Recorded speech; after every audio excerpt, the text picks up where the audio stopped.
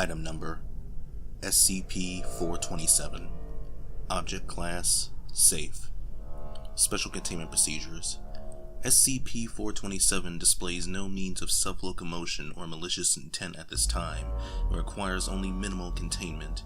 Due to SCP-427's adverse effects, only medical staff of Class 3 or above may handle or utilize it.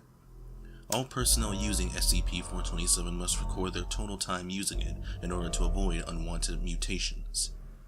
Instances of SCP-427-1, colloquially referred to as flesh beasts, created by SCP-427 must be killed immediately, as it is impossible to communicate with or experiment on them safely.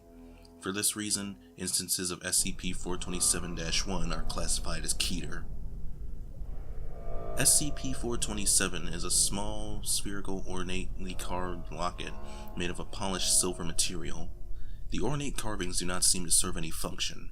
It is unknown whether SCP-427's outer casing was crafted by sentience or not. Its circumference at its widest point is roughly 3 centimeters. SCP-427 was created after placing a pill of SCP-500 in the input booth of SCP-914 and using the find setting. It displays no unusual activity when closed.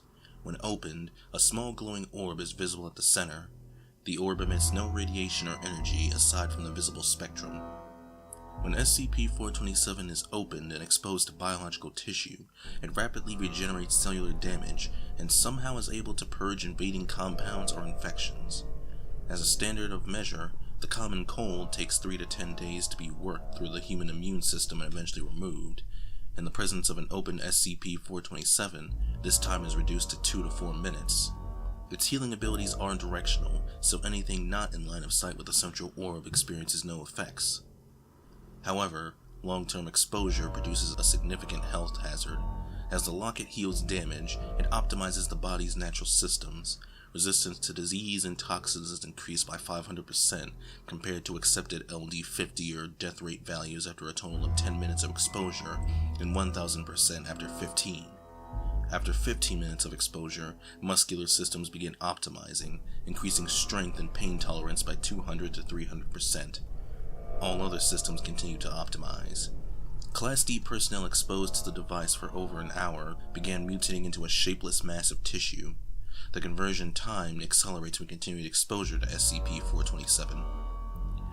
The flesh beasts, so named due to their appearance, created by SCP-427, are incredibly aggressive, attacking any and all personnel on site with lethal results.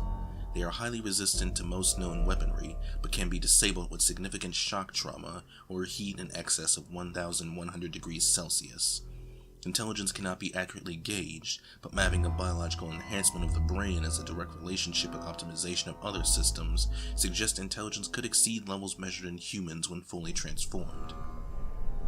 SCP-427 is currently being used as a partial replacement for SCP-500 pills, as it can cure most anything SCP-500 is able to. All optimizations imparted by SCP-427 are cumulative. Oversight has deemed the side effects an acceptable risk, but users must carefully record their total exposure time, as sufficient mutations are grounds for termination.